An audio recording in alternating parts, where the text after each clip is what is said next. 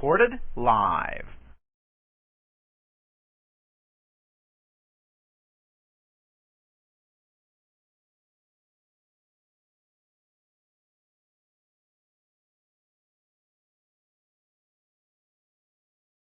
I'd like to welcome everyone to this March 5th, 2014 edition of Money Banking and Trust by Moving Titles and Commerce. I'm your host, Christian Walters.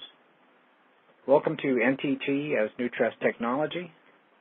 Welcome to the revival of the study of equity, its principles, doctrines, and rules in equity in opposition to the tendency giving an undue prominence and superiority to purely legal rules, and ignoring, forgetting, or the suppression of equitable notions.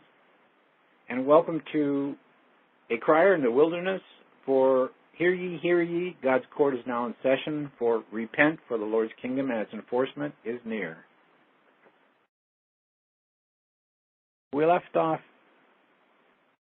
on John Norton Pomeroy's Volume 3, Equity Jurisprudence, at Section 1077. That's Section 1077 on page 380 in the PDF or page 2473 in the book. That's Section 1077.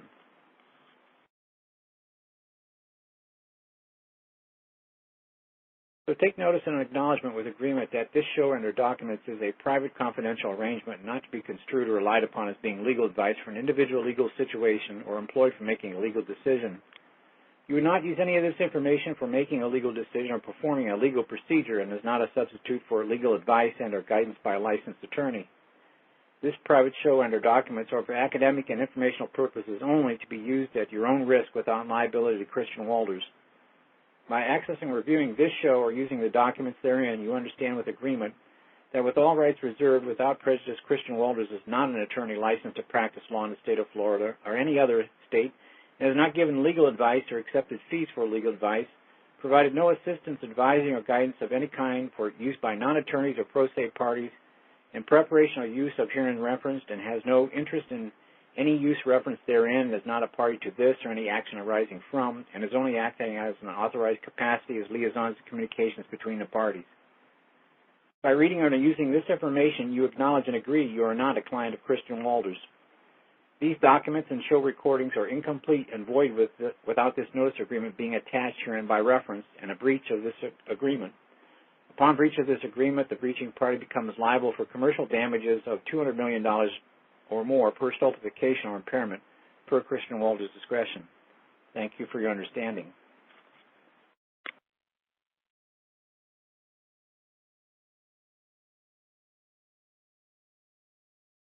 Now for a definition of equity, what equity is, we go to John Bouvier's book, Institutes of American Law, 1882, Volume 2, Section 3724, Paragraph 4, which is probably my most favorite quote. Paragraph 4 states that the law is nothing without equity, and equity is everything, even without law. Those who perceive what is just and what is unjust only through the eyes of law never see it as well as those who behold it with the eyes of equity. Law may be looked upon in some manner as an assistance for those who have weak perception of right and wrong, in the same way that optical glasses are useful for those who are short-sighted or whose visual organs are deficient. Equity, in its true and genuine meaning, is the soul and spirit of the law. Positive law is construed and rational law is made by it. John Bouvier, Institutes of American Law, 1882, Volume 2, Section 3724, Paragraph 4. And it's interesting that the courts still use John Bouvier's Law of Dictionary as definitions of terms and meanings in the courts. So in other words, to sum that all up, equity is the source, the spirit of the law. It is the true law. All laws were made by it. Common law, admiralty, civil, whatever you want to call it. All those jurisdictions were created by equity.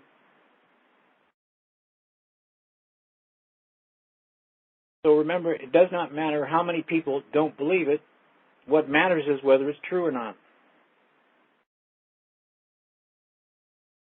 And my pet peeve is public versus private.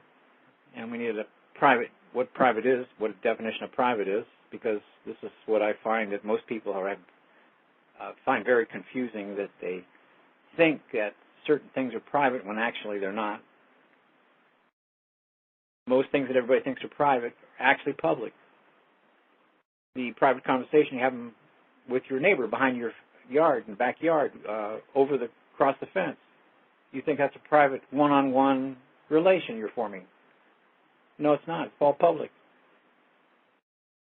And that's what we're here at NTT to teach you how to form a special relation that is solely private.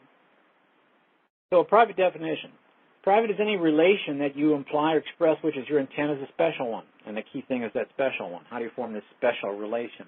And that's what I said, NTT, New Trust Technology, is all about that. How to form the special relation. That is private. You can't just declare something to be private and say, hey, this is a private conversation. No, I'm afraid not. It doesn't work that way. The next thing is, when did you ever express your intent to form any relation as a special one? The answer to that is never.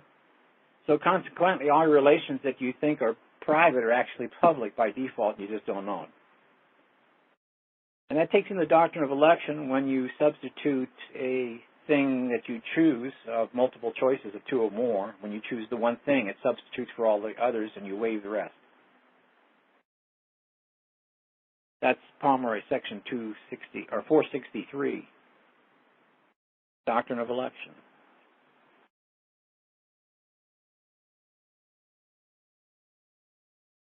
So it comes back down to intent. How do I form a special private relation and get it so that it is my intent?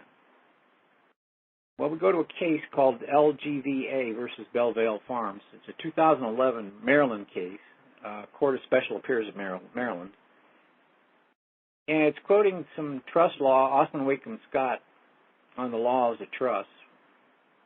And this takes in trust law, which is no party in a trust needs to know a trust is being formed. That's also in the restatement of the second and on trust law. But it says, quote, that it is to be noticed an express trust may arise even though the parties in their own mind did not intend to create a trust. It is the manifestation of intention that controls and not the actual intention, where that differs from the manifestation of intention. An express trust may be created even though the parties do not call it a trust, and here's the bingo, and even though they do not understand precisely what a trust is. It is sufficient if what they have appear in mind is in its essentials what the courts mean when they speak of a trust. So with that, how many trusts do you think you have created that you don't know anything about? You don't know that they've been formed. Well, really, every dealing that you have out there today is really a trust. It's not a contract or a transaction. It's all trust. The grocery store purchase that you bought your groceries with, you think you bought them. No, you entered into a trust for those. The gasoline that you thought you purchased, no, that was a trust also. Every purchase that you think you're making, it's not a purchase, it's a trust that you're forming. And you just don't know it. So what is this manifestation of intention that controls? Well, that's your actions and your deeds written down on a piece of paper creating a record. That's a deed, a record. A recording of your actions, what you did. So if you don't have any actions and a record of those actions, it's the record that controls. And that shows the manifestation of the intention. And whether or not you actually knew that or actually intended to do that doesn't make any difference. It's the record that counts. That's what controls the record. It's not the actual knowledge or the actual knowing. It's not the actual intention.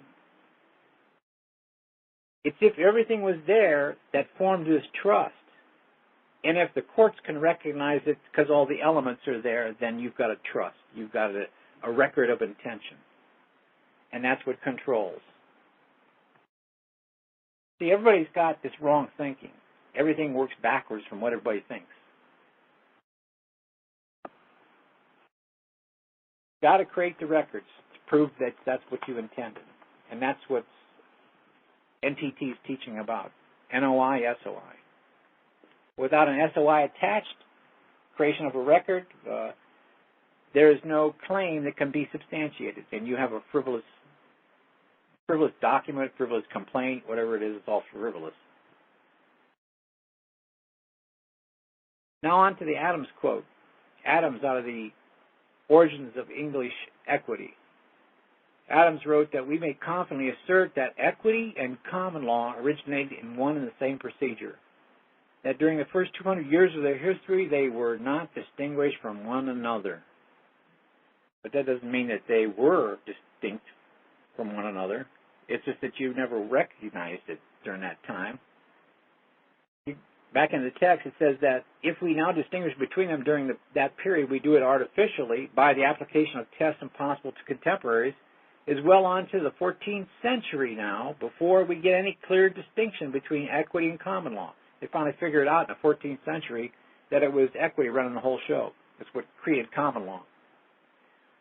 And by definition, equity is what's fair, just, and right. And if you ask any common law person, what do you want in the common law, they'll tell you the unwritten part. We want the unwritten part of the law. Well, what's the unwritten part? Well, that's the part that's fair, just, and right. Well, that happens to be the definition of what equity is. That's the distinct part that you want. Here you don't want common law at all. What you want is the equity part that wasn't distinct until later on. And you still don't know it's distinct, and you're treating it as you still want common law. So we're perishing for a lack of knowledge. Here's equity is what you want. There's where the substantive rights of the real men and women are, not in the civil jurisdiction under the statutes and codes. If those laws, statutes, and codes are not reflecting equity, then they're not laws. They're not equitable laws. And all the laws must be reflecting equity, or else equity didn't create them.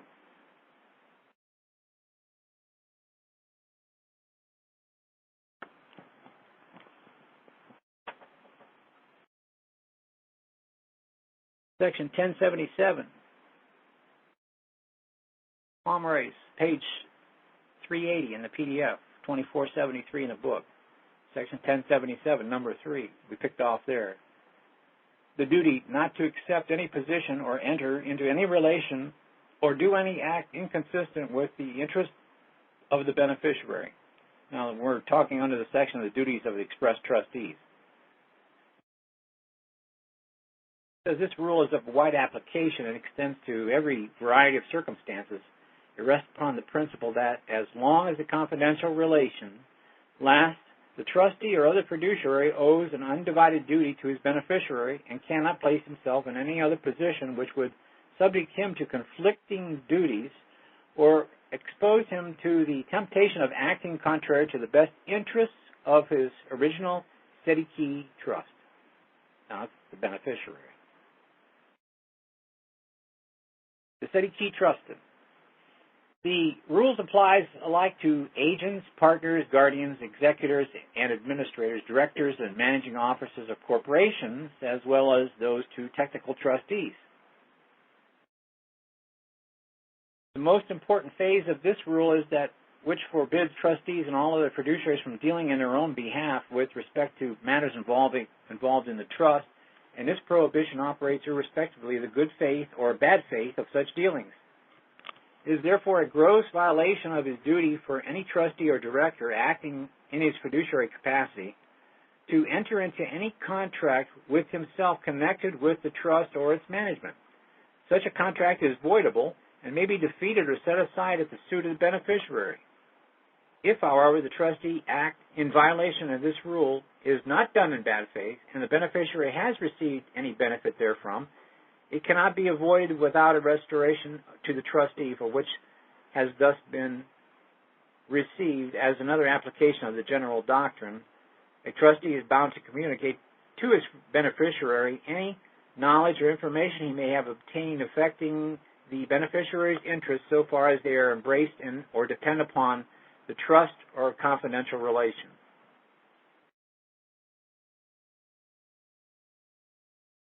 Next section, 1078, number 4, the duty not to sell trust property to himself nor buy from himself.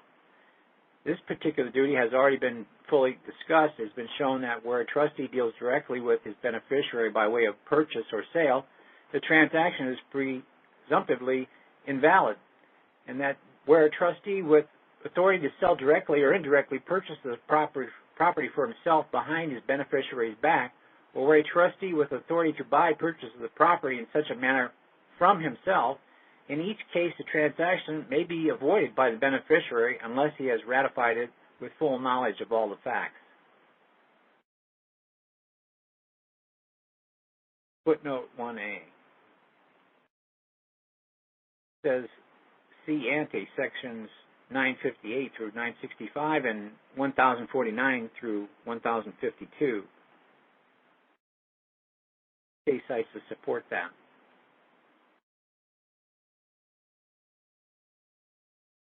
Now, what I've seen done before was that the trustees will try to get you to sign a waiver. A waiver that you knew everything about what was going on and it was okay. So you got to watch out for that. Next section, 1079, number 4, breach of trust and liability, therefore. It might be supposed that the term breach of trust was confined to willful and fraudulent acts which have a quasi-criminal character, even if they have not been made actual crimes by statute. The term has, however, a broader and more technical meaning. It is well settled that every violation by a trustee of a duty which equity lays upon him, whether willful and fraudulent or done through negligence or arising through mere oversight or forgetfulness, is a breach of trust. The term, therefore, includes every omission or commission which violates in any manner either of the three great obligations already described, of carrying out the trust according to its terms, of care and diligence in protecting and investing the trust property, and of using perfect good faith. This broad conception of breach of trust and the liabilities created thereby are not confined to trustees regularly and legally appointed. They extend to all persons who are acting trustees or who intermeddle with trust property. In other words, breachers of trust. Anybody trying to meddle in, commingle. Back in the text, in order that a trustee may be personally liable for a breach of trust, he must be sui juris. Number 2. Footnote says, where a common law disability of coverture prevail, a married woman does not become personally liable for a breach of trust. Case sites to support that and a few other things. Back into the text, next section, 1080. Nature and extent of the liability. It has already been shown that the beneficiary may always claim and reach the trust property through all its changes of form while in the hand of the trustee, and that he may also follow it to the possession and apparent ownership of third persons until it has been transferred to a bona fide purchaser for valuable consideration and without notice. And a court of equity will furnish him with all the incidental remedies necessary to enforce his claim and to render it effective. Footnote 1 says, see ante section 1048 through 1058. Back into the text, in addition to this claim of the beneficiary upon the trust estate, as long as it exists, the trustee incurs a personal liability for a breach of trust by way of compensation or indemnification, which the beneficiary may enforce at his election, and which becomes his only remedy whenever the trust property has been lost or put beyond his reach by the trustee's wrongful act.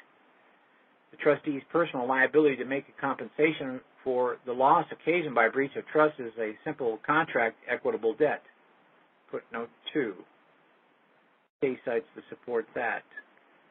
One case says the distinction between the specialty debt and the simple contract debt and the settlement of estates being generally abolished in this country, the liability of the trustee may properly be described as an equitable contract liability or debt that is an equitable liability of the same nature as that arising from the breach of contract. Back into the text. It may be enforced by a suit in equity against the trustee himself or against his estate after his death, and the statute of limitations will not be admitted as a defense unless the statutory language is expressed and mandatory upon the the court. The amount of the liability is always sufficient for the complete indemnification and compensation of the beneficiary. Footnote 3 states that the general doctrines concerning the trustee's liability for the profits, for interest, simple and compound, or for the funds lost or misapplied have been stated in the foregoing paragraphs. For a more detailed discussion of these three rules, especially to the interest, the reader must be referred to various treatises upon trust. And as to the liability of trustee estates after his death, the defense of the statute of limitations, and its case cites to support that. Back into the text. Next section, 1081, liability among co-trustees. I do not now speak of the liability for the acts or defaults of co-trustees, but assume that the co-trustees have concurred in the breach of trust. The rule is firmly settled that where a breach of trust has affected two or more or all of the co-trustees with a common liability, they are liable jointly and severally, and each is liable for the whole loss sustained or the whole amount due, and a decree obtained against them jointly may be enforced against any one of them. Footnote 1. Case cites to support that. Wherever two or more co-trustees are thus jointly and severally liable to the same amount for a breach of trust, which is not purely tortuous in its nature, as where it constitutes or consists in a failure to carry out the directions of the trust, or a failure to make proper investments, or other like acts of omission or commission which are not fraudulent, or do not involve a willful breach of good faith, a right of contribution exists among themselves. If one of them has paid the amount of the liability, he may enforce a contribution from the others, and the suit brought for that purpose. In such cases, upon the general principles of equity pleading, all the trustees who are liable should be joined as defendants in a suit brought by the beneficiary. The contribution, however, cannot be enforced in that suit. Where, on the other hand, the breach of trust concurred in by the several co-trustees is tortuous in its nature, as where it is actually fraudulent or consistent in the intentional misappropriation of trust funds to the trustee's own use, or in any other willful violation of good faith, or perhaps in gross and culpable negligence occasioning a loss, there is no right of contribution among the trustees. The beneficiary may, at his election, sue one or more of the wrongdoers without joining all who are liable. Footnote 3.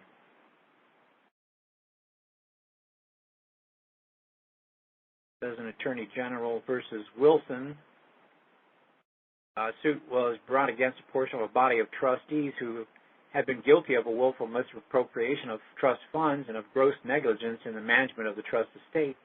The objection was urged with great earnest that all the wrongdoing trustees should have been made defendants and that the suit could not be sustained against a part of them only.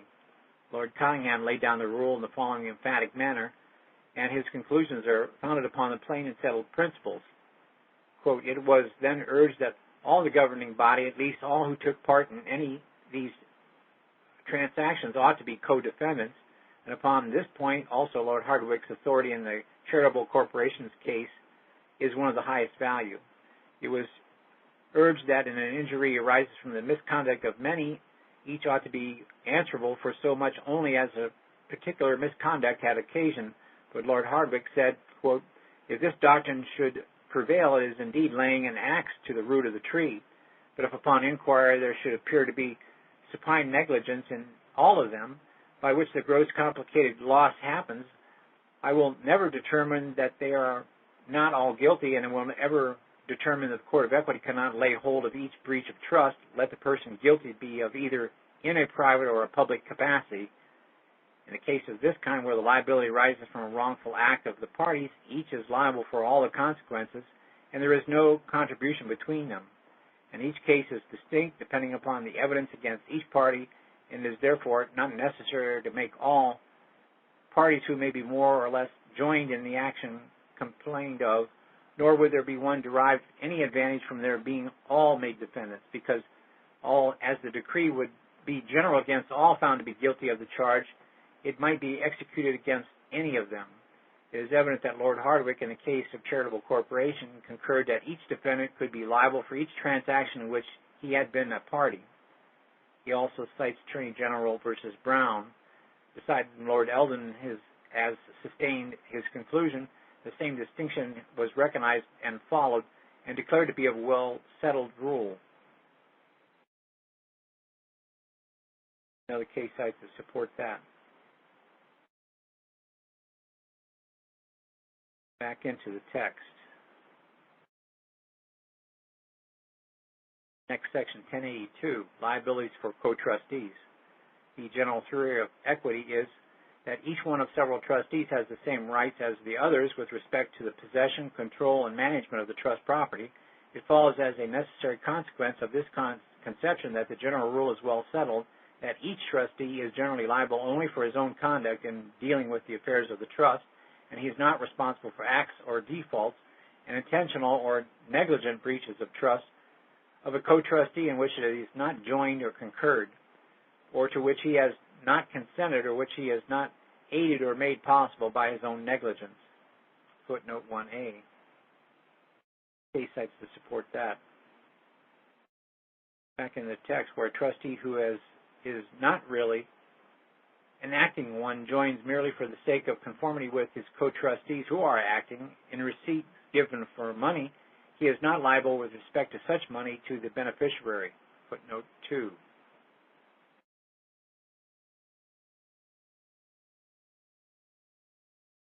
Case cites to support that. One case says it must be proved affirmative that he acted only for the sake of conformity, and even then he would be liable if he negligently permitted his co-trustees to retain the trust money for his own uses or to deal with it in violation of the trust. Case cites to support. Back into the text. The foregoing statement of the general doctrine shows that a trustee is not absolutely and under all circumstances free from liability with respect to the co-trustees. A trustee is responsible for the willful or negligent wrongful acts or omissions, breaches of trust, of his co-trustee to which he consented and which by his own negligence he made it possible for the co-trustee to commit. Every trustee is, of course, liable for the defaults of the co-trustee in which he has joined or concurred, but his liability then arises from his own actual breach of trust and not from those of his fellow trustee. With respect to the liability of the trustee for the acts of the co-trustees, there are three modes in which he may become liable according to the ordinary rules of the court. Number one, where one trustee receives trust money and hands it over to a co-trustee without securing its due application. And two, where he permits a co-trustee to receive trust money without making due inquiry as to his dealings with it. And three, where he becomes aware of the breach of trust, either committed or meditated, and abstains from taking the necessary steps to obtain resolution. It thus appears that the consent to a co-trustee's breach of trust need not be expressed. It may be implied from the trustee's conduct in refraining from taking reasonable and necessary steps to prevent or repair the loss. Footnote 3 says see ante section 1069 as to a negligent surrender of entire control to co-trustees and a case cites to support. Back into the text. In applying this general rule, some of the American decisions do not hold trustees to quite so rigid a responsibility for mere omissions and interfere with the wrongful acts of the fellows as done in English cases, but there does appear to be any substantial difference in the modes of formulating the doctrine by the courts of the two countries. Next section, 1083, the beneficiary acquiescing or concurring. A beneficiary who subsequently to a breach of trust acquiesces in it cannot maintain a suit for relief against those who would otherwise have been liable. The acquiescence, in order to produce this effect, must take place with full information by the beneficiary of all the facts and with full knowledge of the legal rights arising from those facts. And in short, it must have all the requisites of an acquiescence, therefore, described to defeat the liability of defaulting fiduciary. Footnote 1. Says see ante section 964 and 965.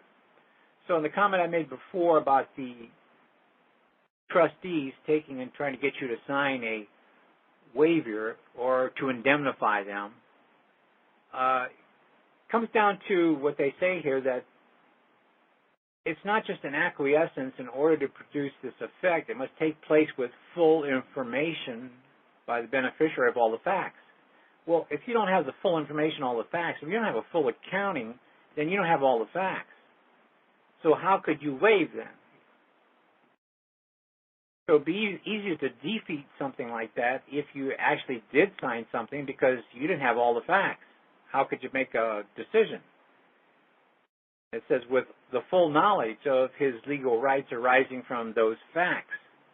Did you know that also? If not, hey, doesn't count. Could be reversed. It says, in short, it must have all the requisites of an acquiescence theretofore described to defeat the liability of a defaulting fiduciary. So a indemnity bond or a waiver could be defeated.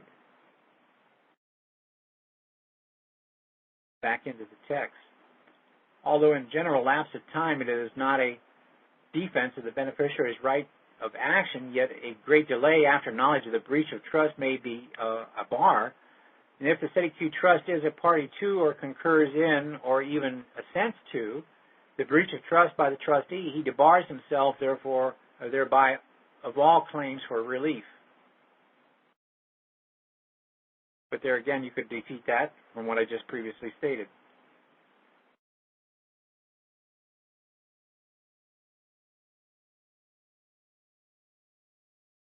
Back into the text, next section, 1084. Third, trustees' compensation and allowances. It is a well-settled doctrine of the English equity that trustees' office is, as the rule of law, wholly gratuitous. Gratuitous. In the absence of a provision for compensation contained in the instrument creating the trust, he is not entitled to make any change for his services, trouble, or loss of time, even though great advantage had resulted therefrom to the beneficiaries.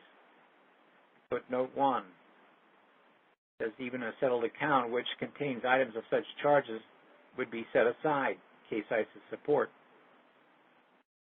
Back into the text, where the trustee is also an attorney and acts as such on behalf of the estate, he is even not entitled to full costs or attorney's fees against the SETI trust, but can only be allowed for costs actually out of pocket or disbursements. Footnote 2a. Case cites to support that. Back in the text, the testator, who other persons who creates a trust may expressly provide for a salary or compensation of any form to be paid to the trustee, such provisions will be binding and will be followed by the courts. Footnote 3. Case cites to support that states that a contract for compensation between the trustee and the SETI trust may be valid, but if treated as any other agreement by which a trustee obtained an advantage from its beneficiaries, the most perfect good faith is required. Back into the text. This stringent and certainly unwise rule of the English equity has not been followed in the United States, and with very few, if any, exceptions among the various states, trustees as well as executors and administrators are allowed compensation for their services. In most of the states, the right to the compensation, the amount of it have been fixed by statutory legislation, and where the instrument creating the trust provides that the trustee shall have a compensation for his services, which provision will be enforced. Such provision will be enforced. If the instrument declared the rate of compensation, it must be followed. If it established no rate, the trustee is entitled to a reasonable amount, which will be ascertained by means of judicial investigation as to the value of his services. Where no provision is made by the creator of the trust, a trustee is allowed the amount fixed by statute, or in the absence of statute, the amount determined by the court to be reasonable and just. Footnote 5. Says in the North American edition to Robinson versus Pett, the statutes of the various states and the decisions thereon are collected see also Perry on Trust, Section 918. A person who is both executor and trustee is not entitled to a commission by way of compensation of both capacities on the same fund for the same time. Case cites to support that.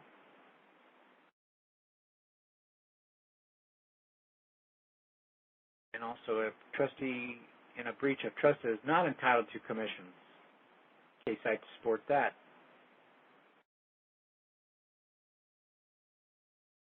Back into the text. Next section, 1085, allowances for expenses and outlays.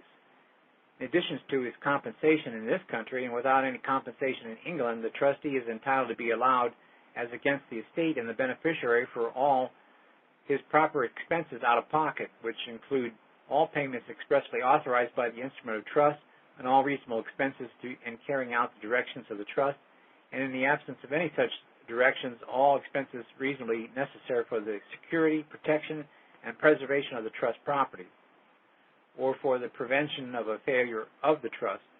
He is also entitled to be indemnified in respect to all personal liabilities incurred by himself for any of these purposes. Footnote 1 states that he is thus entitled to be allowed for proper disbursements occasioned by the necessary employment of attorneys, agents, etc. Case cites to support that.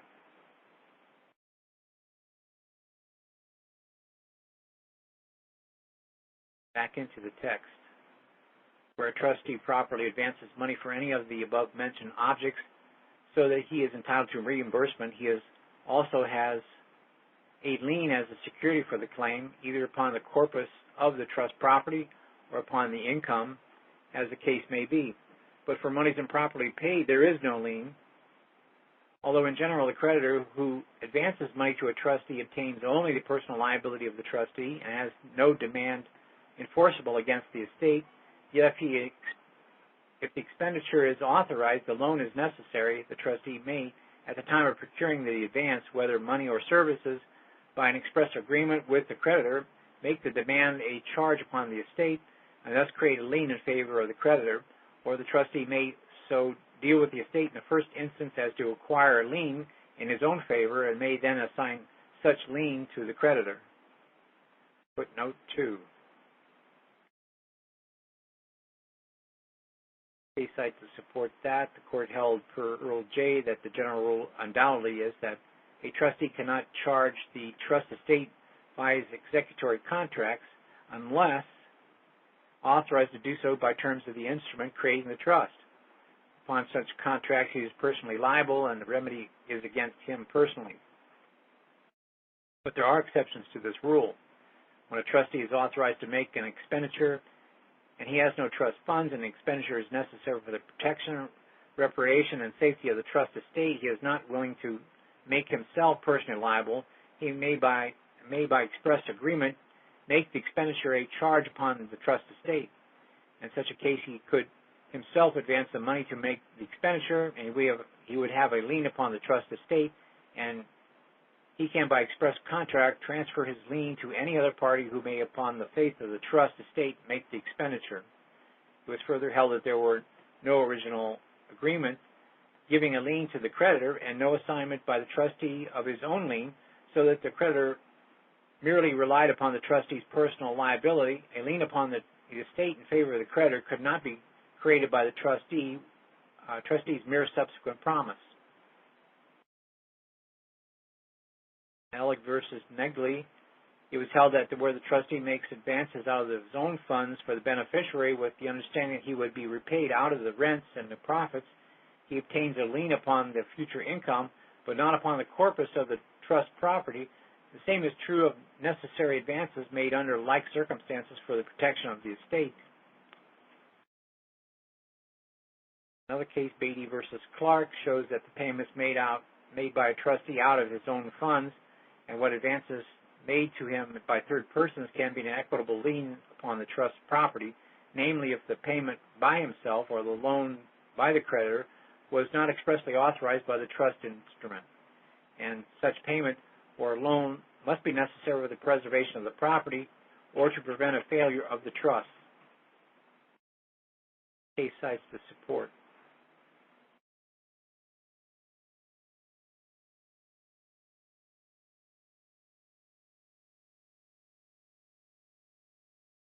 Back into the text. It is hardly necessary to add that the foregoing rules concerning compensation, allowances, and liens do not apply to trustees in vitrum, since their paramount duty is to convey the property at once to the beneficial owner. They are clearly not entitled to be reimbursed for expenditures made, much less to be allowed compensation while they are violating this obligation. Next section, 1086, the fourth, removal and appointment of trustees. Removal and appointment of trustees.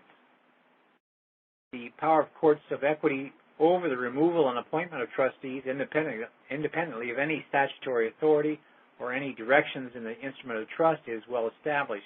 Footnote 1A. For details of the subject, the reader must be referred to treatises upon trusts and trustees. The power is somewhat discretionary, and each case must be largely dependent upon its own circumstances. The settled doctrines of equity are fairly summed up in sections 2279 through 2289 of the Civil Code of California, which are copied from the corresponding sections of 1208 through 1215 of the proposed New York Civil Code. And these provisions are as follows. Section 2279. A trust is extinguished by the entire fulfillment of its object or by such object becoming impossible or unlawful. And in Section 2280, a trust cannot be revoked after its acceptance except by the consent of all the beneficiaries unless a power of revocation is reserved in the instrument of trust. Section 2281. The office of the trustee is vindicated by his death or by his discharge. Section 2282, a trustee can be discharged from his trust only as follows: by the extinction of the trust, by the completion of his duties under the trust, by such means as may be prescribed by the declaration of the trust, and by consent of the beneficiaries, and if he has capacity to contract, by the judgment of the competent tribunal, and in direct proceeding for that purpose, that he is of unsound mind, or the superior court, that is, a court of general equity jurisdiction. Section 2283, the court may remove any trustee who has violated or is unfit to execute the trust, or may accept the resignation of the trustee. And in Section 2287, the court may appoint a trustee whenever there is a vacancy and a declaration of the trust does not provide a practical method of appointment. Section 2288, the death, renunciation, or discharge of one of several co-trustees, the trust survives to the others.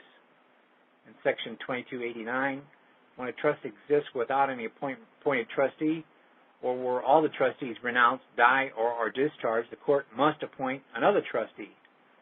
The court may, in its distinction, appoint the original number as any less number of trustees.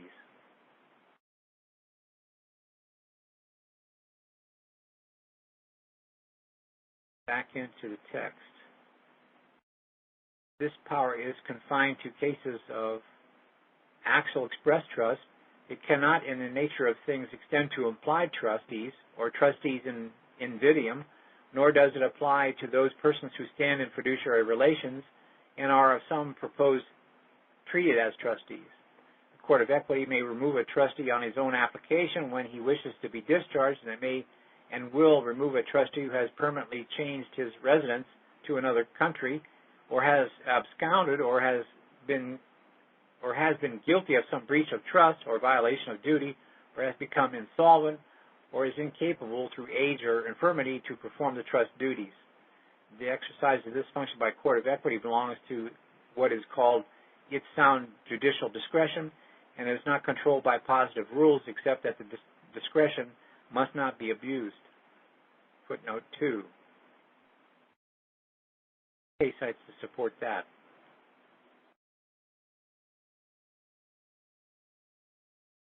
Back into the text, Section 1087, appointment of new trustees. The principle has already been stated that the express trust validly created shall not fail for want of trustee. Courts of equity, therefore, independently of statute, possess the inherent power and jurisdiction to appoint new trustees whenever such action is necessary to protect the rights of the beneficiaries. In the absence of any other method prescribed by the instrument creating the trust, a court of equity will appoint trustees when none at all have been named by the creator of the trust, and will appoint new trustees when those originally named refuse to accept, or when a vacancy occurs by their death, resignation, permanent residence in a foreign country, or removal from office as heretofore described. Footnote 1. Case cites to support that. Back into the text, the power of appointment will be exercised on behalf of the beneficiary who has a real interest, even though it be contingent. Its exercise in the case of removal is a matter of sound judicial discretion in filling vacancies. Therefore, the court is not necessarily confined to the original number of trustees. In the appointment as well as to the removal of trustee, the court keeps in view and endeavors to accomplish three main objects: the wishes of the creditor of the trust, the interest of all beneficiaries, not some of them, and effectual performance of the trust. Three things. Even when the power of appointment is conferred by the instrument upon trust upon an individual, a court of equity may control its exercise as to prevent any abuse of discretion. Footnote 2b.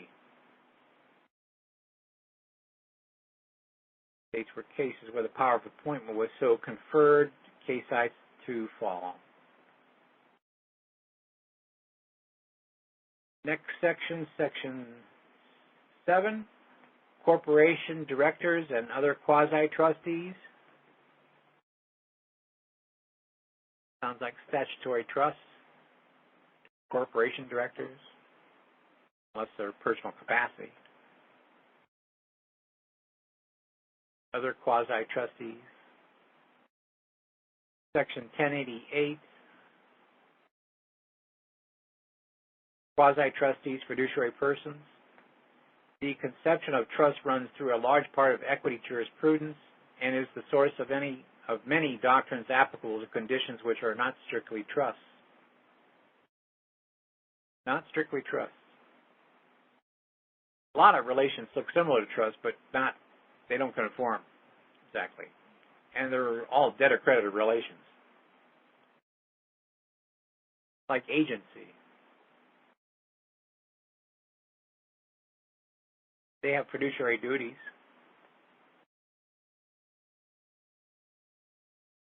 But not all fiduciaries are trustees. But all trustees have a fiduciary duty.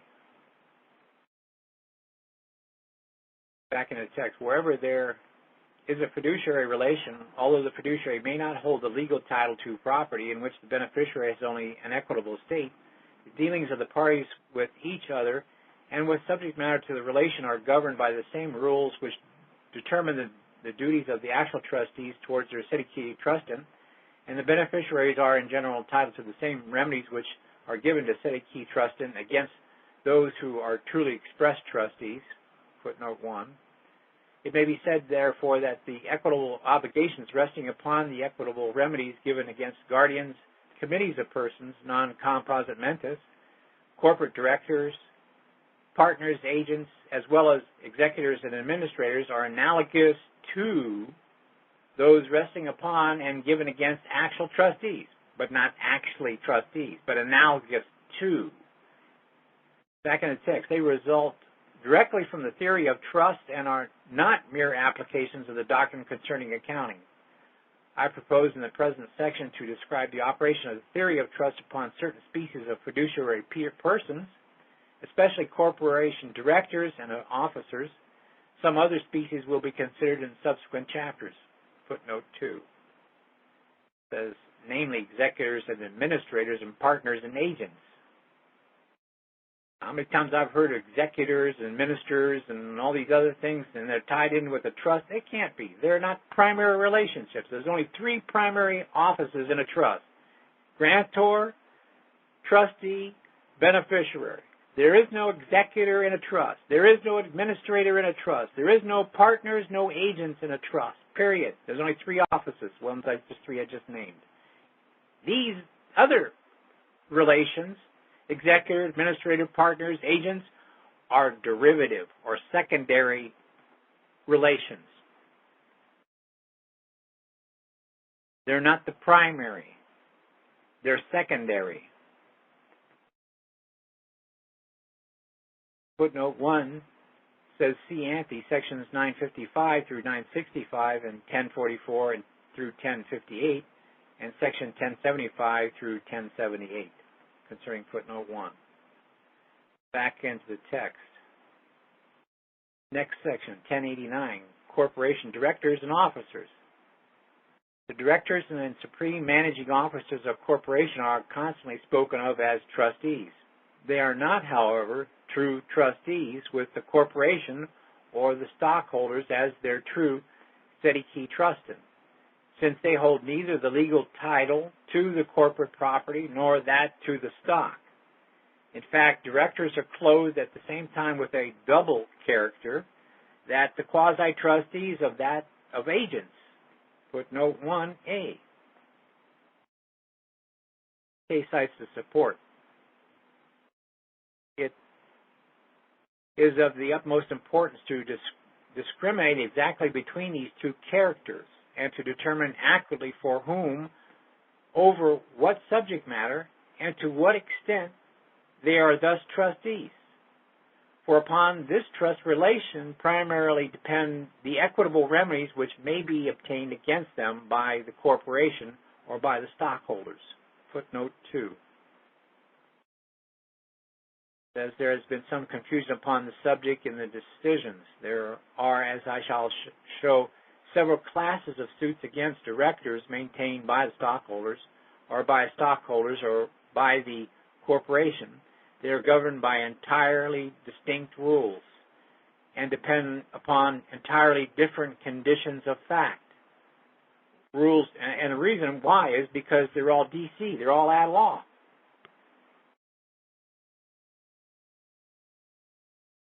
They're in conflict with true equitable principles, which is the primary offices in their primary relation with one another, which runs by a different rule set, a different principles.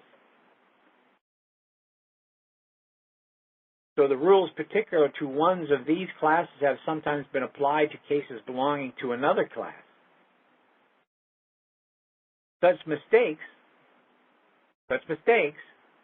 result from a failure to form a correct notion of the trust relation.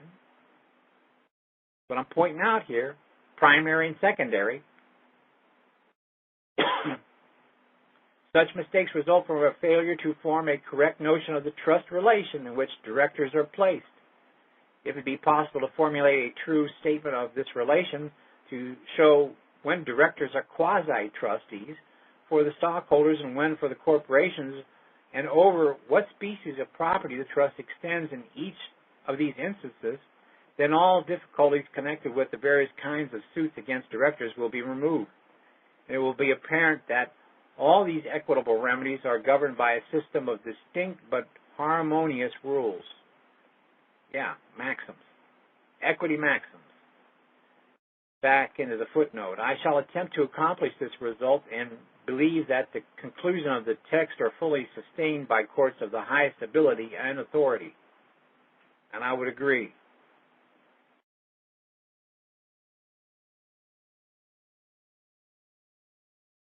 Back into the text now.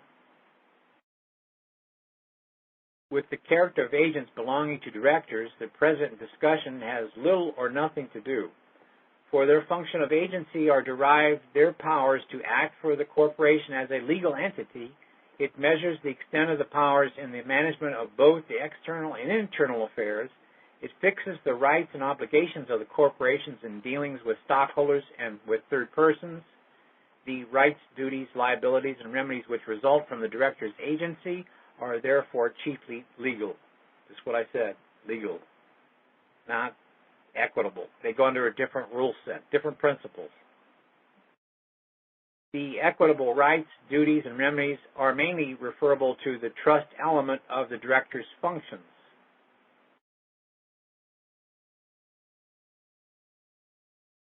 Back into the text. With the character of agents belonging to directors, the present discussion has little or nothing to do. From their function, the agencies derive their power to act for the corporation as a legal entity. It measures the extent of the powers in the management of both the external and internal affairs. It fixes the rights and obligations of the corporations in dealings with stockholders and with third persons. The rights, duties, liabilities, and remedies which result from the director's agency are therefore chiefly legal. The equitable rights, duties, and remedies are mainly referable to the trust element of the director's functions. Next section, 1090, Trust Relation and Stock Corporations. The trust character of directors is involved in the varying organizations of a corporation and is necessarily twofold, towards the corporation and towards the stockholders. The doctrines are fundamental and familiar that the corporation itself is a legal personality. It holds the full title, legal and equitable, to all corporate property. Well, legal and equitable, all right, is both the nature and character in line there? Might not be. It could be an equitable look-alike character, but not an equitable nature, and therefore the legal and the equitable that they're holding is not quite what it appears to be. Back in the text, all holders, individually and separately, hold the full title, legal and equitable. In other words, if the legal and the equitable title are together in one person, if it was a trust, that trust is merged and terminated.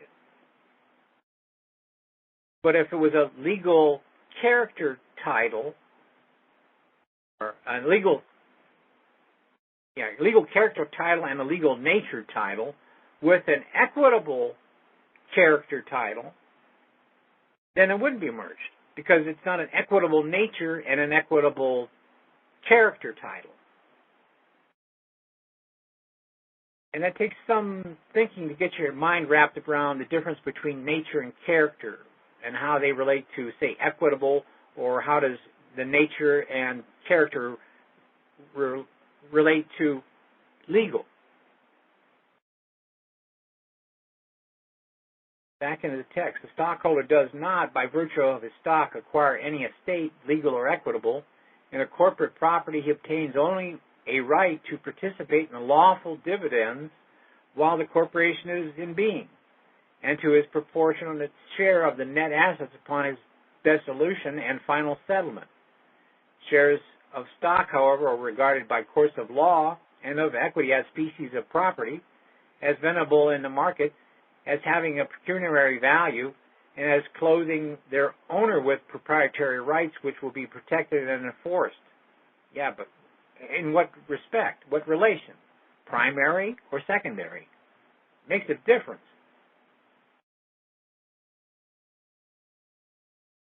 So footnote 1 says, thus, for example, trover could be maintained for a wrongful conversion of shares.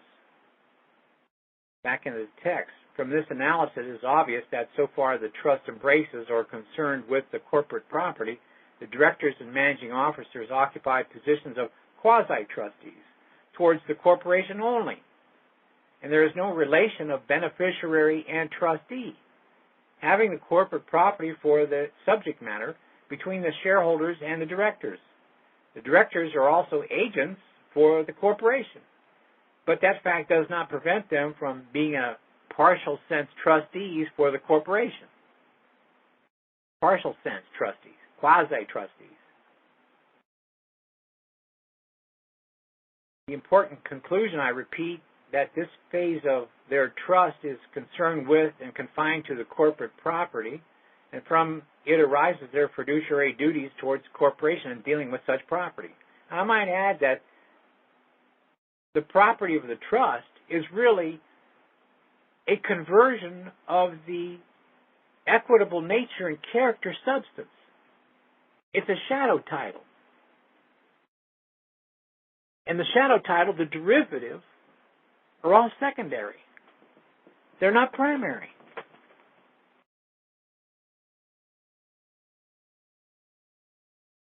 Back in the text, from it arises the fiduciary duties towards the corporation's dealings with such property and the equitable remedies of the corporation for a violation of those duties.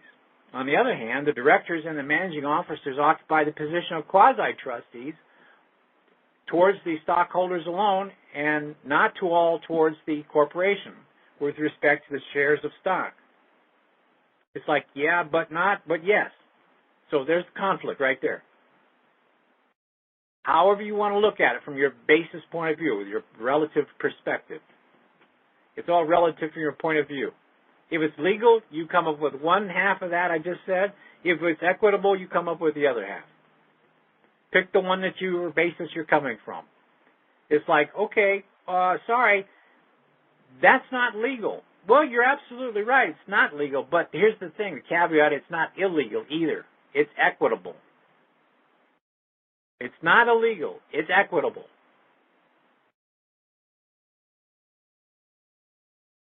Back in the text. Since the stockholders own these shares and since the value thereof and all their rights connected with them are affected by the conduct of the directors, a trust relation plainly exists between the stockholders and the directors, which is concerned with and confined to the shares of stock held by the stockholders. From it arise the fiduciary duties of directors towards the stockholders in dealings with which may affect the stock and the rights of the stockholders therein, and their equitable remedies for the violation of those duties. Now, I don't know if it's hitting anybody in the head, but you should be equating this to the straw man trust account on the public side with the birth certificate as being a trust. Let that soak in for a little bit. Back in the text, to sum up, directors and managing officers, in addition to their functions as mere agents, occupy a double position of partial trust. They are quasi or sub modo trustees for the corporation with respect to the corporate property, and they are quasi or sub modo trustees for the stockholders with respect to their shares of the stock. Sounds like two executory contracts, which are two trusts to me. Question to ask would be, are they of an equitable nature and an equitable character? Or are they of a legal nature and a legal character?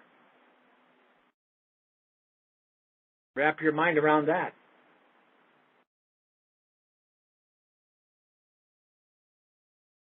Next section, 1091. I think we'll pull the plug there and we'll pick up there next time. Section 1091, that's on page 422 in the PDF or page 2515 in the book.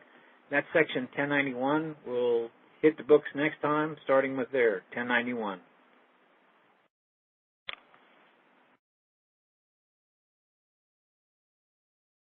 So let's press star 8 to raise your hand and get in the queue line. Star 8 for questions. State your name, where you're from.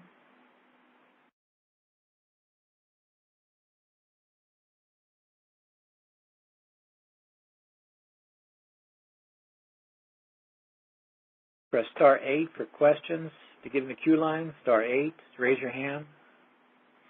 Star 8 questions, anyone?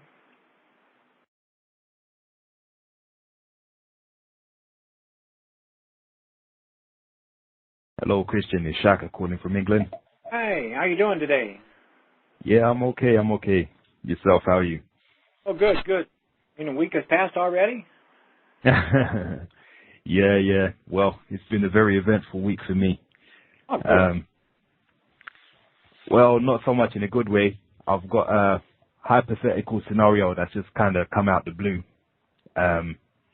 with involving criminal charges. So, I wanted to ask you about that today. Basically, I was hypothetically pulled over when driving and for a stop and search issue. And certain things transpired. You know, obviously they would have their version of events, I'd have my version of events, but it ended up with me being released from the police station with charges. So I'm now thinking what I can do, what my options are, because while I was there, I refused to give a name and address and refused to sign anything because I wasn't sure if I could get hold of a certified copy of anything that I sign or get hold of an original. So I thought I'll just avoid signing. But now, you know, if I want to establish some kind of trust arrangement, I don't have any reds as it stands at the moment, unless I go back into the station and get hold of some documentation somehow. So this is something I'm having to deal with right now at the moment. So what do you think? What do you think I can do? Is there a charge number or a case number? Yeah, the problem is I don't have any of the documentation. I didn't take anything from the station. So I think I can still get hold of it, but I don't have any of those kind of details right now. If you didn't sign anything, you could still send them a special deposit. Yeah. And trust with that. Okay. The trouble is, it's like your signature is on those documents because that's how they're treating it. And if that's so, then what was your intent? Well, on those documents, was it a general deposit or a special deposit? Because it really comes back to intent, not the signature. Yeah.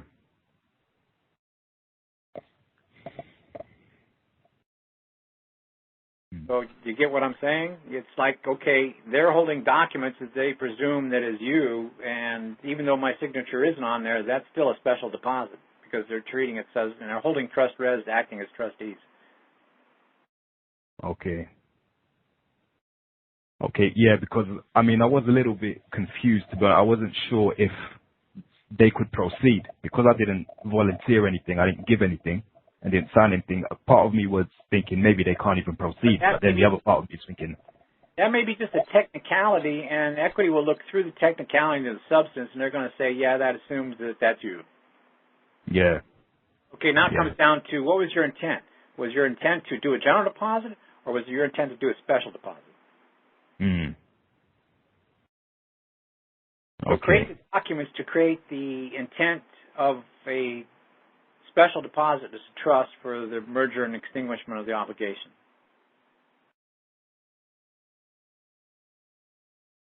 That's what I'm Okay. Okay. All right. The fact that they're holding trust res, they're not giving it back, and make sure you put a time that the trust vests, and then it's vested. Then after that time, they can't disclaim, and if they repudiate, that's another issue. But I wouldn't accept that. But the fact that they're holding trust res makes them trustees. Now, if they want to give you back all the documentation and reverse withdraw the charge and give you the deposit back, then everything is kosher and fine. If not, well, that was a special deposit for the extinguishment of the debt anyway. Okay. Now it comes back down, can you take that into a court of equity and enforce it? Yeah. Yeah. Also the at-law side, which is rolling at the moment already, you know, I'm thinking I need to... And oh, by the way, just in case they need some more money to pay the charge, I'd still send them another special deposit.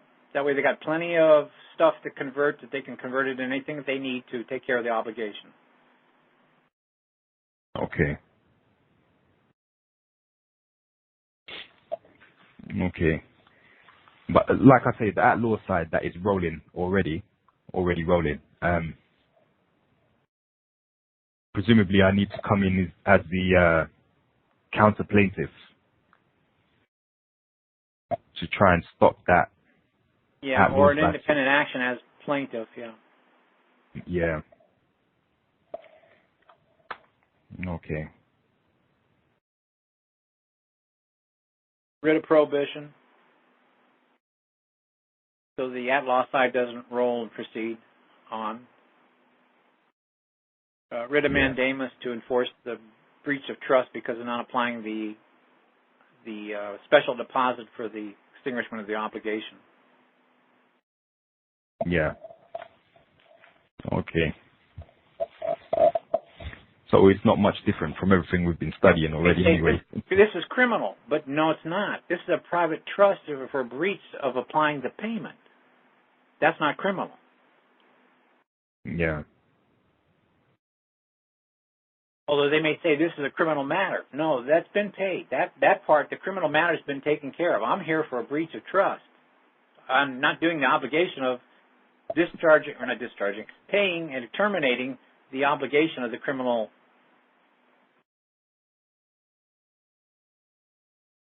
Yeah.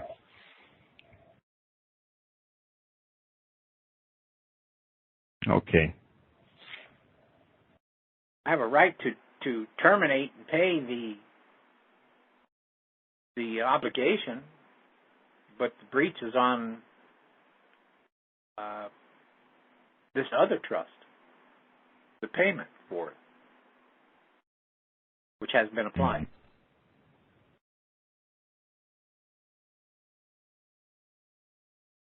Okay.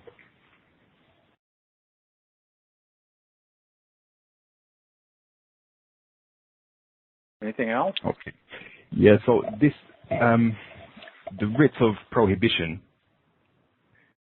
what is that, would that be just making an application with the Chancery Court to do that, like, pretty much straight away? Yeah, it'd be like a stay or an injunction against the at-law side from going any further until your equitable matter could be heard. Yeah.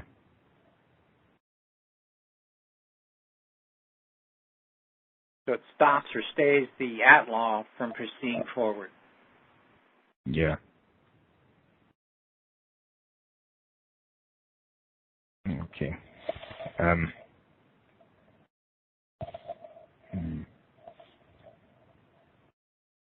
So, do you think it might be better to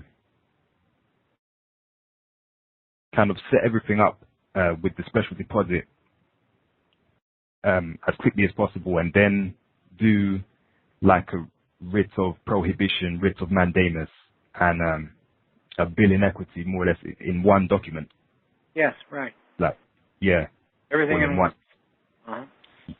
Uh-huh. Okay. Okay.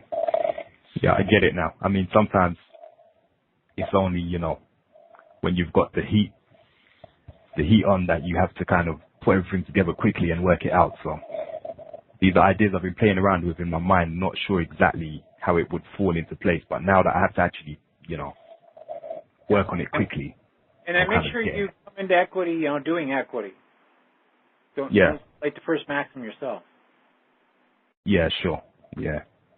Recognize that they have rights also, and you got to, recognize that they have those rights. Yeah. Yeah. Okay, yeah. Hmm.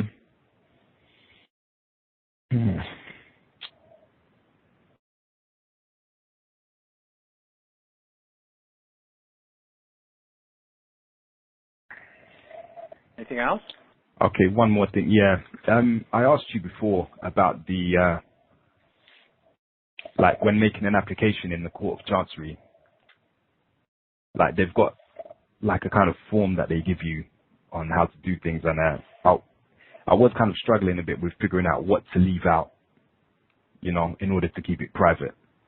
Because there are various places where they ask for a signature and your name, the applicant's name and all that, which kind of looks like a front page or a front couple pages. I wasn't sure if I should leave all of that completely blank. I'm still trying to kind of figure it out. And also like a statement of truth part in there if I should sign that. Are you like a kind of cover page? Is that what you mean? Yeah. Yeah, they've got like the documents that they ask for. They say you need to have a skeleton argument or position statement, which I suppose is kind of like the bill in equity, because that's where you explain the situation. And then an application notice, which they give you a form that they've already, kind of prepared that you just print out and fill it in. That's the one that looks like the cover sheet. Okay, yeah, right.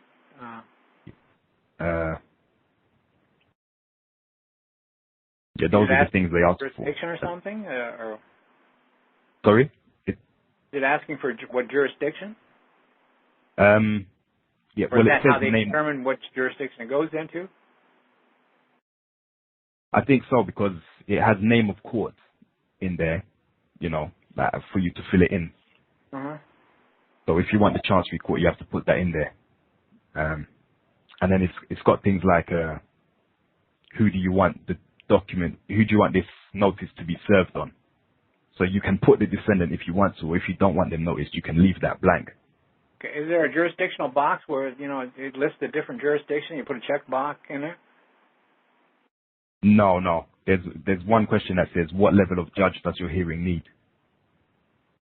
And the example they've put in there is High Court.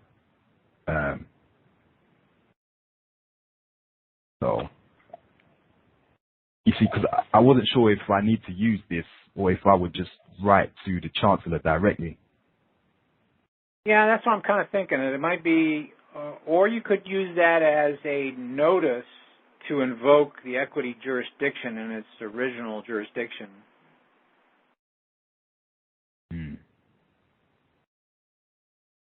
But then where's that get filed? Does that get filed where everybody else files everything? That would be general filing, and I wouldn't want general filing. I would want special filing. Yeah, exactly. I mean, I don't think I want to file it the way they're advising to. Like they tell you which counter to go to and all that. Right. And I was thinking, even if your rules and stuff is over there, but I'm thinking, I don't know if I'd want to go that route or not. No.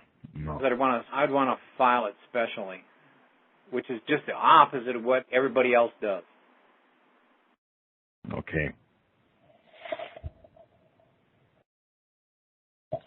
So,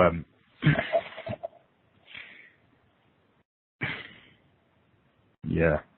Okay, because I'm trying to figure out if I can just ignore this application notice altogether, or if I can use it but just not put it in the general counter, like what they're advising, and then send it directly to the Chancellor personally. But, leave it blank and send it to him. Yeah. Put your instructions on how you'd want it done, what you want to do, but then also put in a notice to invoke equity original jurisdiction. Yeah.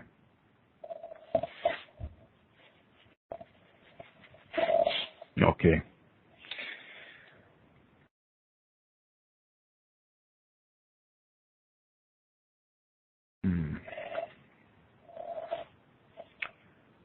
Okay, yeah. Anything else? I'll get busy with that then. Not really. I mean, I was doing my, taking my sweet time studying all the other stuff, and now I've got to just deal with this urgently. So that's all I've got for tonight, I think. Yeah. Just when you thought you had time. Yeah, exactly. Yeah. Well, such is life. Yeah, I'll leave it at that for now, Christian. I still haven't thought about it that much. It was, hypothetically just less than 24 hours since it happened, so I've still got to get my mind around certain things. So, yeah. Okay. Thanks a lot for your help. All right. Okay. Thanks for I'll coming speak on. to you soon. No problem. Hey, star 8, anybody? Question? Star 8? Next.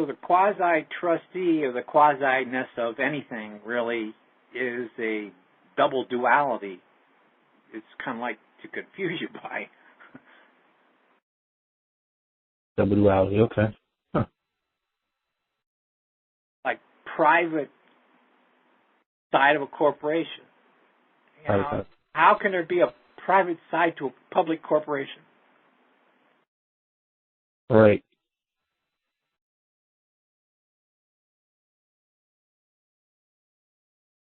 They're all public characters. Public character and public nature. Right. Not true private nature and private character.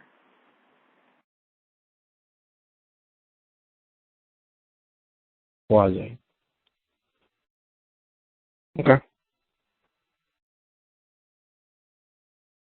Same thing as primary and secondary. All shadow titles or certificates of title in the public realm are all derivatives or secondary. Off the primaries. You can't create a derivative title or a secondary title without a primary one being in existence. And the primary one is in the public, or excuse me, private. Secondary is public.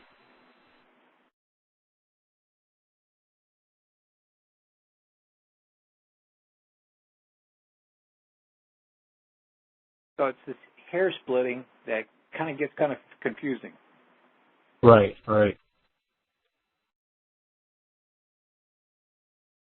Because you got a private nature and a private character on one side and a private, and on the public side you got a public nature and a public character. That's true. Yeah.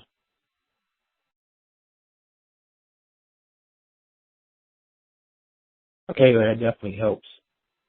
So I'll chew on it some more. But So is that what you meant? yeah, I think that's I just Second more. yeah, I was wondering about that. So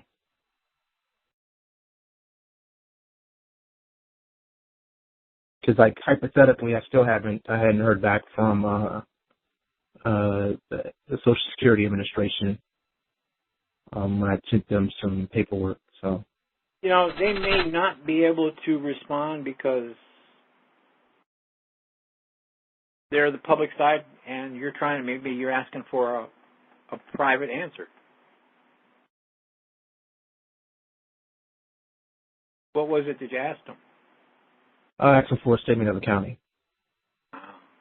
And I think last time we talked about it, you said it only takes about 30 days, at least, give them at least 30 days. Now, was that a statement of accounting on a private trust or the public trust? Private. Okay, that's probably why they aren't answering. Because Social Security is a spillover trust, and that trust is in the public. So they can't give you a private trust accounting because there's no private trust accounting with them. They have a public trust. And so hypothetically, when you do a withdrawal and redeposit, it's still public? And withdrawing it from the public. Right, withdraw, redeposit. And where are you depositing it? I could redeposit it in the private, or I could redeposit it back in the public under a new character, say.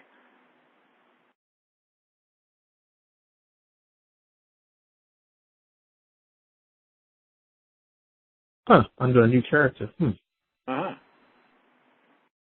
Oh. It would still be public in nature, but it would be a new character. Okay. Interesting. We're all acting anyway. Right. Actors. Right. What character are you playing? The straw man trust, right. So.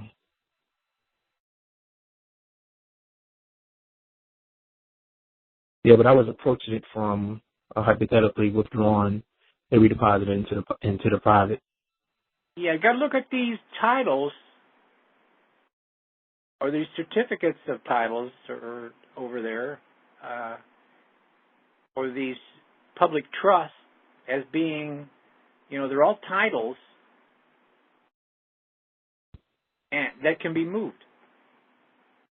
Titles that can be moved.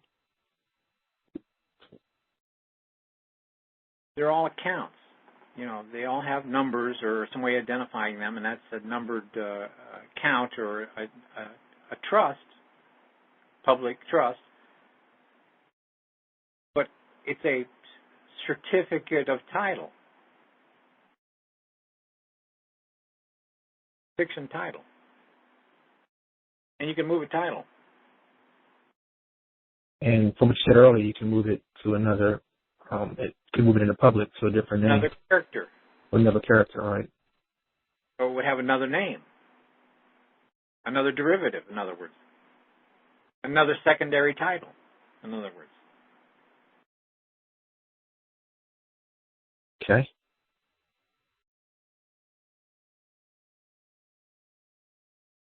Now chew on that some more as well.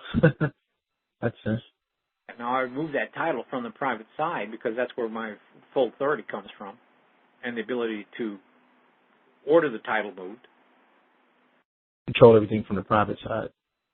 Now, if they didn't move the title per the order, now they're subject to their commercial viability rules under, say, UCC 9-210. 9-210. Okay. When the intermediary doesn't do his duty, he's liable for the certificate value. Wow.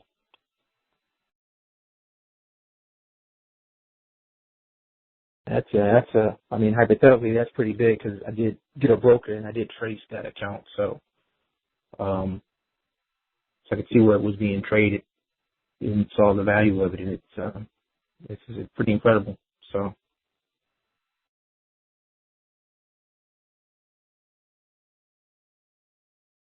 All right. Well, I got some things to think about there and then try to, application.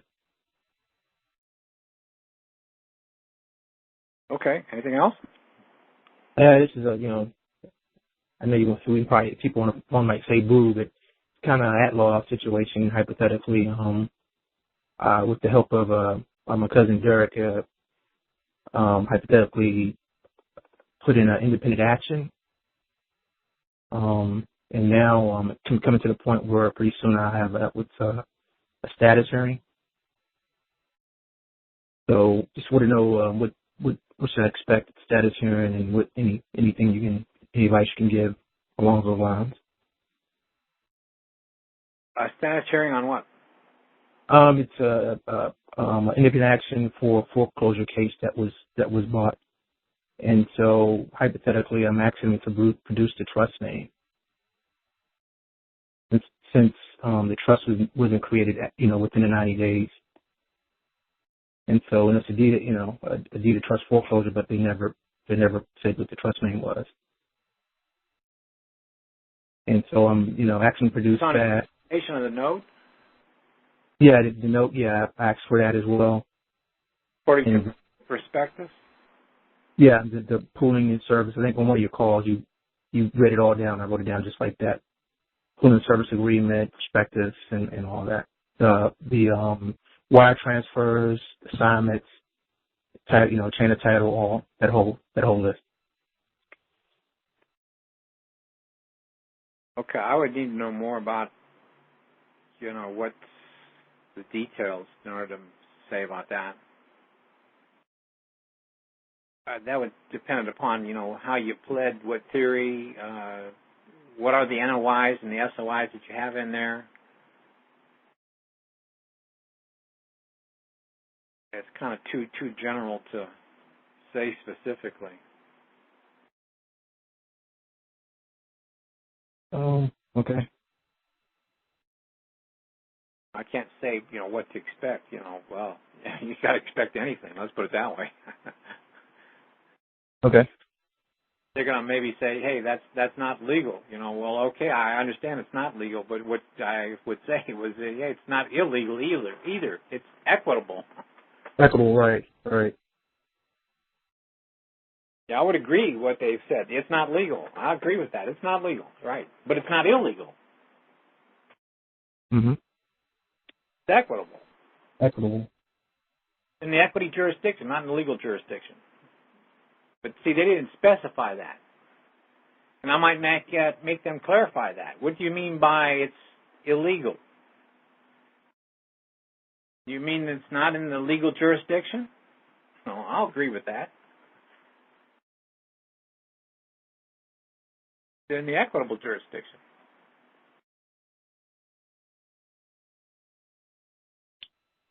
But based on a securitization of the note, and they didn't do the 424B prospectus rules, you could just whip their butts just solely on legal, and we don't need to talk about anything equity.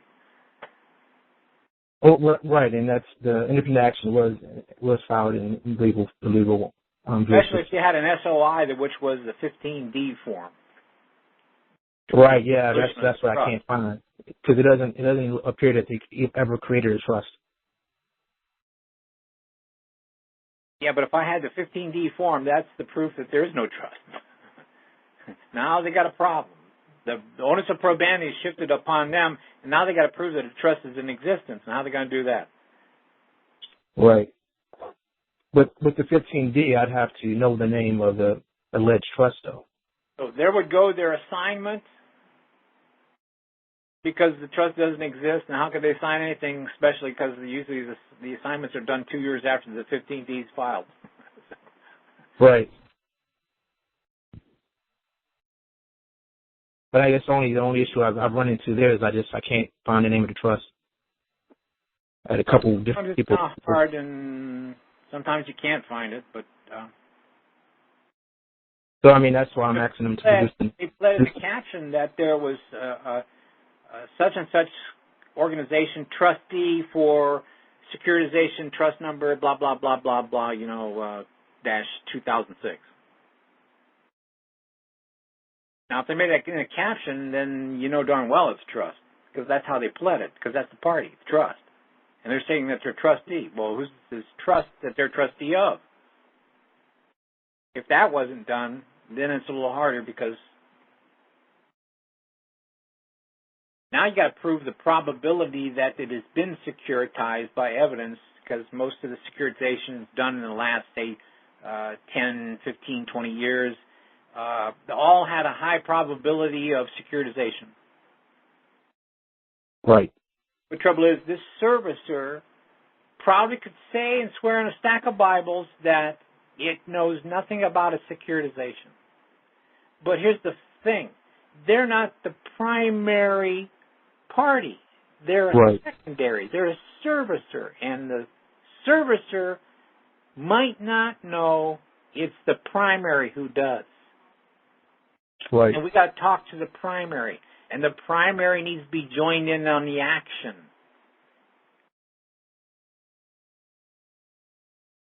If you didn't join in the primary, whoever the lender was, by making them a joint to the complaint, then it'll probably get dismissed. Okay, so I need to amend my complaint then. Yeah, you got to join in the parties. Okay.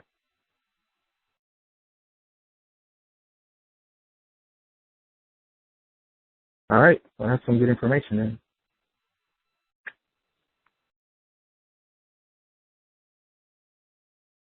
It's like standard business practices of the last 20 years that banks securitize the loan to get the money back out of it.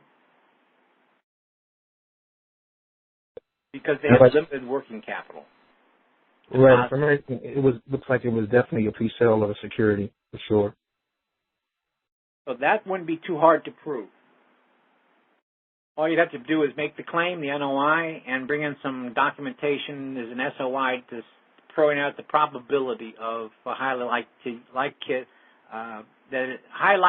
likelihood that the securitization was done, because that's the standard business practice over the last, say, 10, 20 years.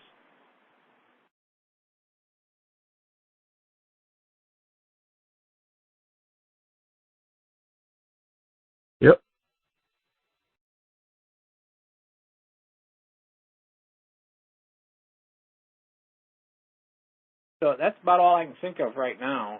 All right. Well, I really appreciate it. Thanks as always, and God continue to bless you and your wife.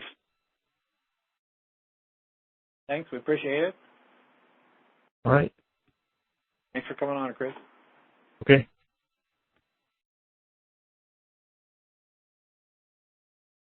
Okay, who's next?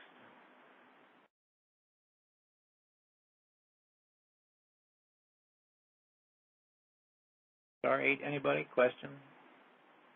Clearboard again? Clearboard again. Anybody? Question?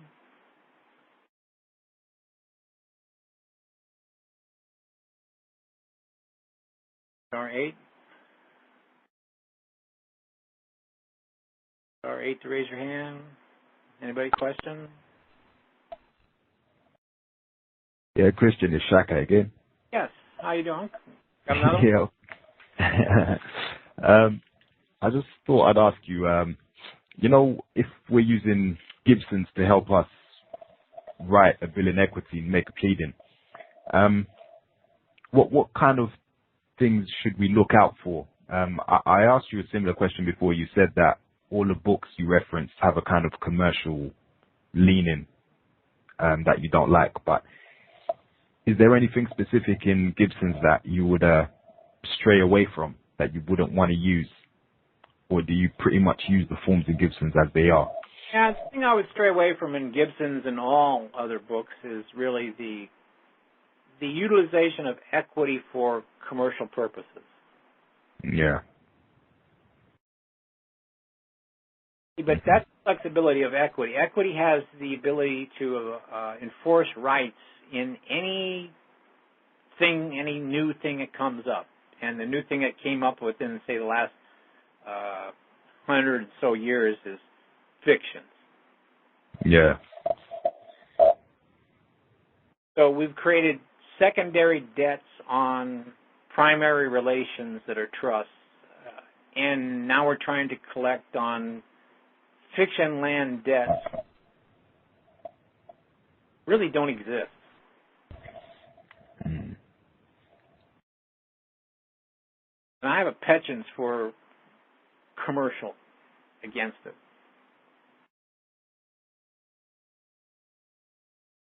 Yeah.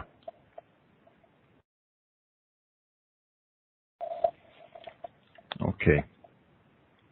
So, just about any book that's standard equity, because really, we've found different things which I've known for quite a while, that equity has not been abrogated. It's like the old equity of, say, when it came out and was perfected in its recognition, say like 1600s, and when they, finally segregated it from all the other laws, and it stands in jurisdiction. That hasn't changed. Equity has not changed. It hasn't been abrogated one bit. Although all the other jurisdictions, all the other at-law jurisdictions have changed in some way. But equity has remained staunch and has not been changed. It's not been abrogated in any way. That's what I find amazing. Mm. It remains the principle, the principia, governed by its simplicity and its maxims, equity maxims, in application to any jurisdiction.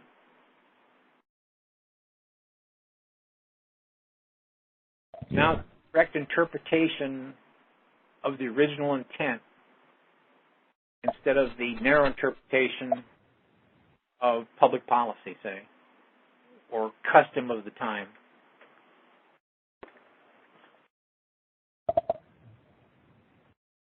Okay. But the more you swim in the water, you become a stronger swimmer. Or the more courses that you take on how to save lives, as a lifeguard, the better you become at it. The longer you study equity, the stronger you become. Mm. And that's putting equity eyes on.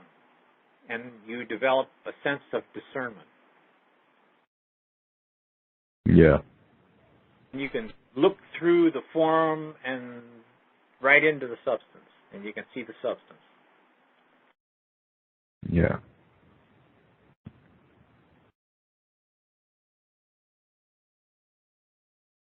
And the thing is, from what I'm hearing, the Chancellor is also going to do that when it comes to the enforcement, right? The Chancellor is going to. Yeah, especially in the higher up courts, yeah. I don't know about the regular state level courts, especially here. Yeah. I think it's a lost art form because nobody brings any equitable claims in for the regular state courts. No equity, Yeah. and I think they're all strictly legal good judges. Mm. But courts definitely, they know and understand equity because in basically the whole court system is operating with equity. Yeah. Its own administration of itself, it's all operating equitably. Mm. But, the state-level courts could change overnight, especially here, if enough people would get together and start making equitable claims. Yeah. Yeah. Yeah. Like the old scenario, it says, use it or lose it. Mhm. That way, if you don't use the equity jurisdiction, we're going to lose it because that's basically what's happened. We've lost it in our own knowledge, and it's not necessary in the courts, so why should we increase judicial resources for something that's not used? Yeah.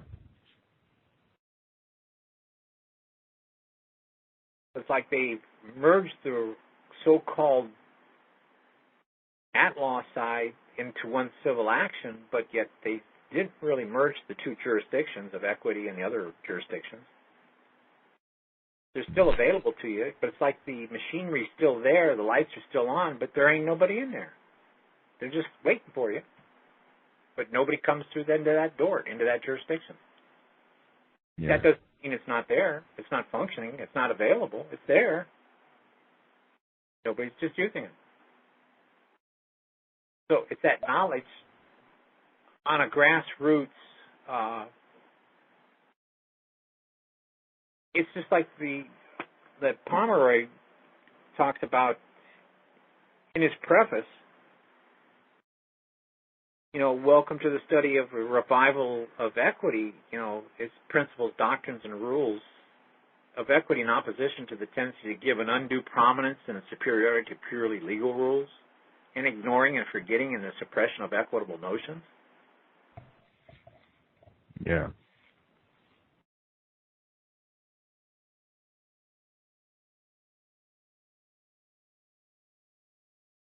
So that's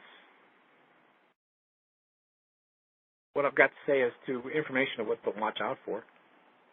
Okay. And I mean, it seems from the information I've had access to, it seems like the judges and whatnot, the way they behave is almost like they'll help you along when they see that you're trying to do, as long as you don't make any fatal errors, That is they may even help you along in a subtle way, right? That's the amazing flip-flop that they at law, they want to chop your head off because you're the defendant, but then if you come in as an equitable case as plaintiff and you invoke the jurisdiction, then it's like they become your advocate and they want to kiss you. Yeah. That's hundreds of times. Well,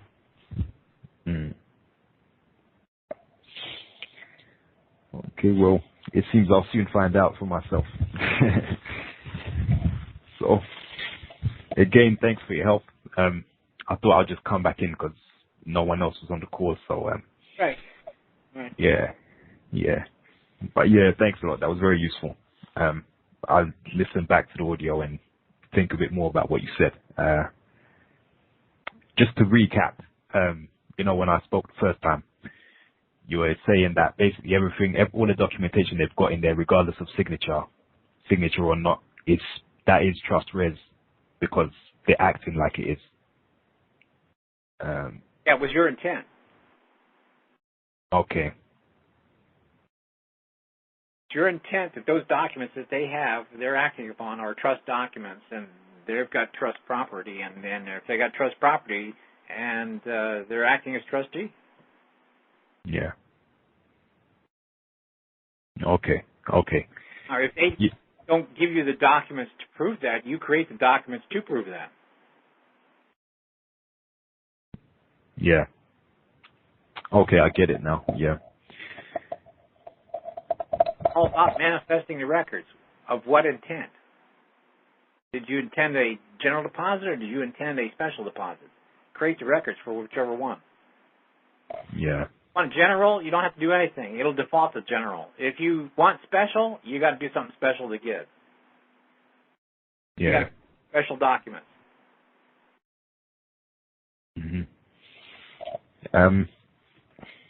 But how 8 are 2 records. I want 2 records to prove a fact. 2 SOIs. Yeah.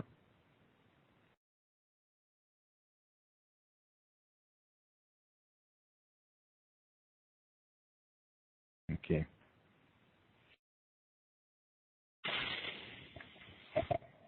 Oh, cap again? No, I think I've got it now. Yeah. I'm just kind of wondering how specific I need to be in my documentation now that I produce when I'm creating records in terms of what they have.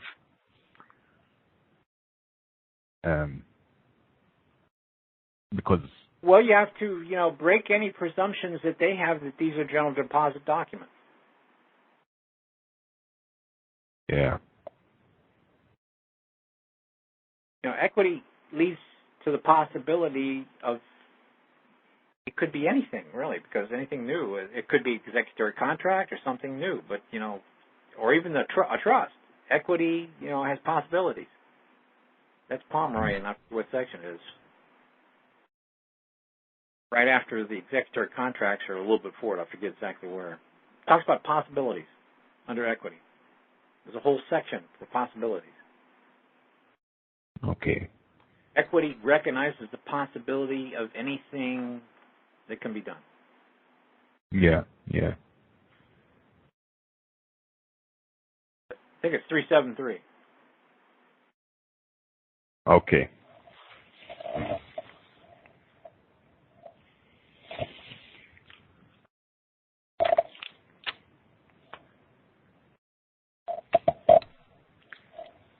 Okay.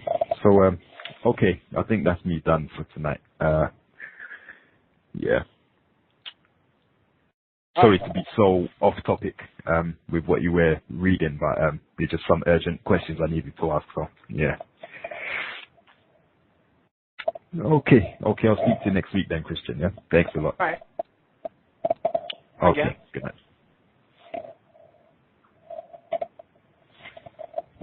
Question? Anybody else? Who's that? Clear board? Okay. Nobody has any questions? Sorry, going once. Hey, Christian, it's Chris again. Hi, Chris. Hey, you kind of triggered my memory a little bit because you were saying when we were talking about SSN and you said you could move it to another public character. Mm-hmm. So I think if I remember right, maybe before you got into the NTT stuff, I think you mentioned something about you were doing a total withdrawal from the Social Security Administration.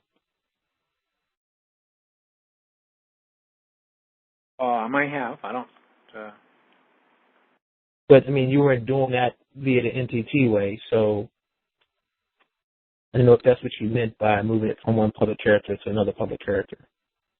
So you were doing a total withdrawal from the Social Security Administration. Well, it means like from one account on the public to another account in the public. Okay.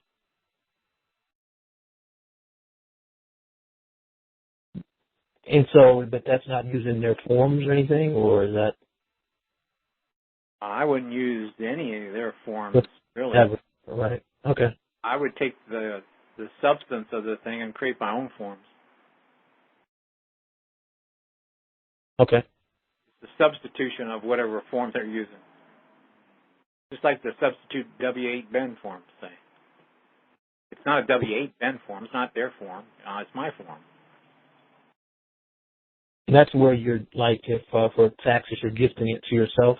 That's the W-8 bin, right?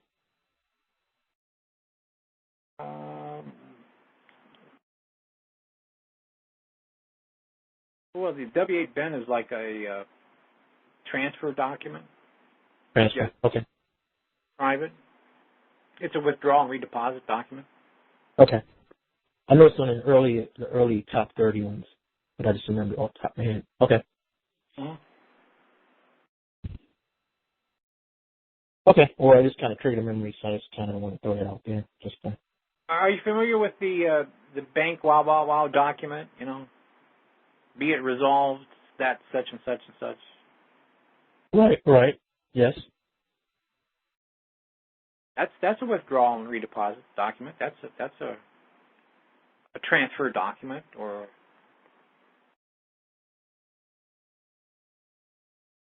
actually Okay. work as a survey document too, because you're going to do a show cause as why the titles should not be recreated, say, or why the certificates of whatever should not be recreated.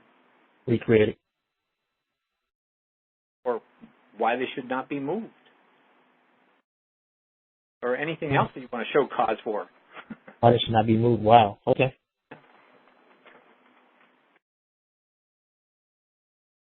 Okay. All right. I'm thinking like big bingo's there. All right.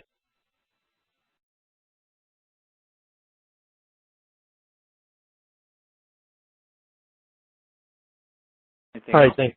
Yeah, that was it basically. So.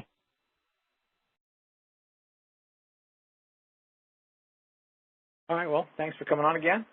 All right. Thanks. Anybody else? Star 8? Board? Yeah.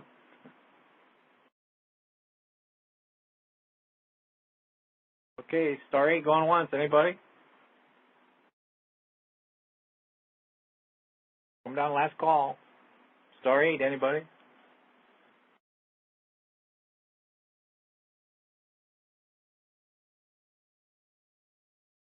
Star 8 going twice. Anybody?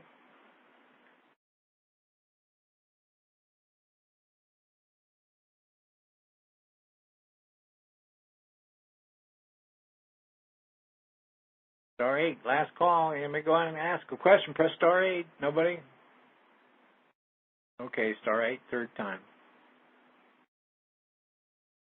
We'll call it a show. So, everybody, thank you for showing up. Thank you for listening. And we'll see you next week, same time, same channel. So, good night, all. Everybody be blessed. Catch you next week. Night.